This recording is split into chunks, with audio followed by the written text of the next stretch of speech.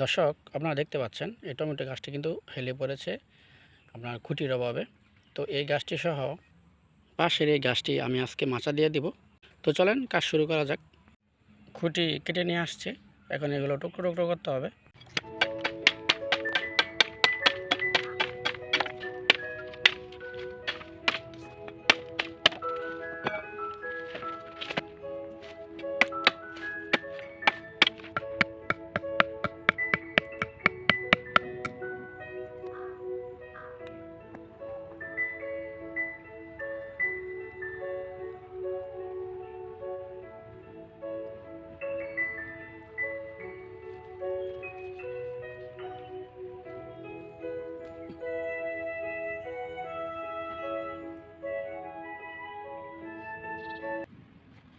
দেখতে পাচ্ছেন গাছটি খুব সুন্দর করে আপনার আমি খুঁটির সাথে বেঁধে দিচ্ছি, আর পাশাপাশি মাচাও করছি যাতে গাছটি এখানে উঠে নিজেকে নিরাপদ বোধ করে এবং ভালো ফলন দেয়।